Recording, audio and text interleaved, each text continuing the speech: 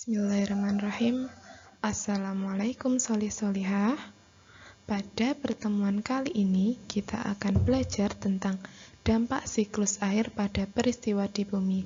Setelah kemarin kalian mendapatkan tugas menggambar siklus air, sekarang kalian akan belajar dampak dari siklus air tersebut.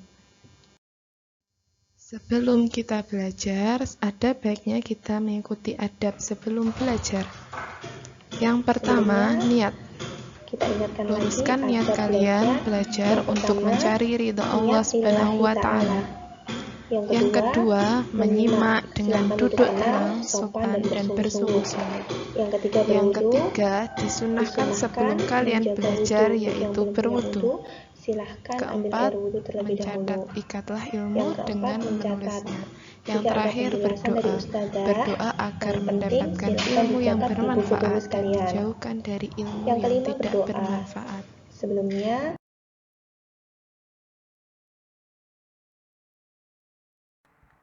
doa sebelum belajar. Allahumma salli ala Muhammad wa ala ali Muhammad. Raditu billahi rabba wa bil islami dina wa bi Muhammadin sallallahu alaihi wasallam nabiyya. Rabbi zidni ilma warzuqni fahma waj'alni minas salihin.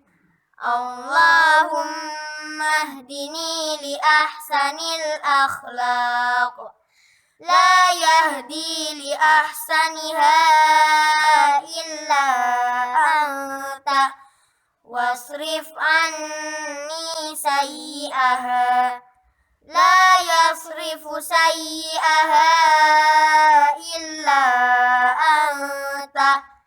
Allahumma inni as'aluka ilman nafi'a wa rizqan thayyiba wa amalan mutaqabbala. Amin ya rabbal alamin.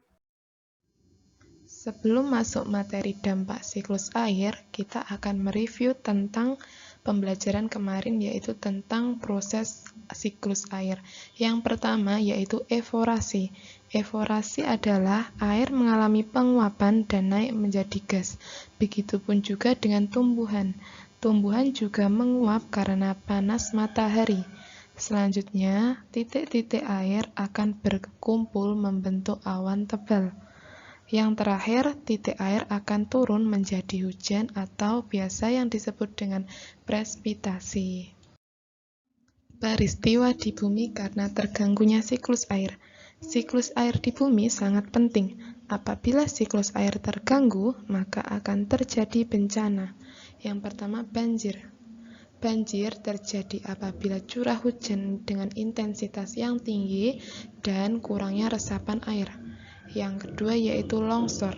Longsor terjadi juga karena curah hujan yang tinggi sehingga tanah tidak kuat menahan air sehingga tanah menjadi turun ke bawah atau akan terjadi longsor. Bencana alam yang disebabkan karena terganggunya siklus air yaitu kekeringan. Kekeringan dapat disebabkan karena suatu wilayah tidak mengalami hujan atau kemarau dalam kurun waktu yang cukup lama dan curah hujan di bawah normal, sehingga kandungan air di dalam tanah berkurang atau bahkan tidak ada. Hal-hal yang akan memperlambat dan mempercepat siklus air. Yang pertama yaitu penebangan hutan. Umumnya saat tumbuhan bernapas, pepohonan akan melepas uap air yang terbang ke atmosfer dan berproses menjadi hujan atau salju yang akan turun di daerah tersebut. Jika tanaman berkurang, pastilah proses penguapan tidak bisa maksimal. Yang nomor 2 yaitu energi matahari. Matahari menghasilkan panas berupa radiasi. Cahaya matahari inilah yang menyebabkan adanya penguapan.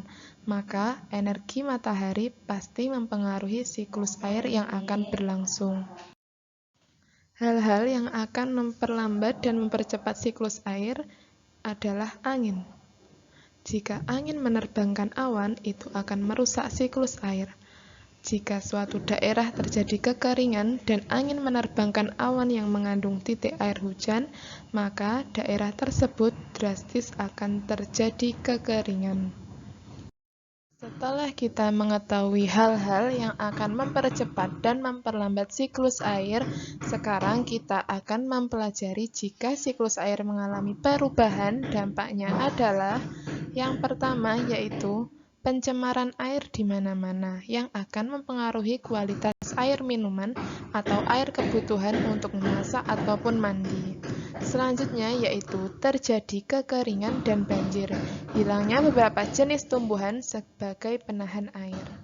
Yang terakhir yaitu naiknya muka air laut di Indonesia, menyebabkan beberapa pulau kecil tenggelam dan beberapa kota yang terletak di pinggir laut seperti Jakarta, Semarang, dan Surabaya rentan terjadi banjir. Setelah kita mengetahui dampak yang terjadi akibat perubahan siklus air, ada baiknya kita mengetahui cara menghemat air. Yang pertama yaitu menutup keran air bila tidak digunakan, agar air tidak terbuang percuma. Yang kedua, menggunakan air secukupnya. Misalnya menggunakan air untuk mandi, memasak, mencuci, menyiram tanaman. Dan yang ketiga, mengendalikan pengambilan air bawah tanah agar tidak berlebihan. Yang keempat yaitu mendaur ulang air. Mendaur ulang air dengan menggunakan bahan-bahan tertentu seperti spons, arak, ijuk, dan kerikil. Jadi air yang terkontaminasi kotoran akan menjadi bersih jika didaur ulang. Cara menjaga kelangsungan siklus air.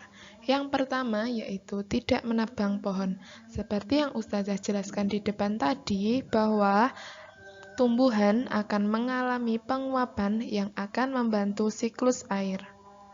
Yang kedua yaitu membuka lahan terbuka hijau.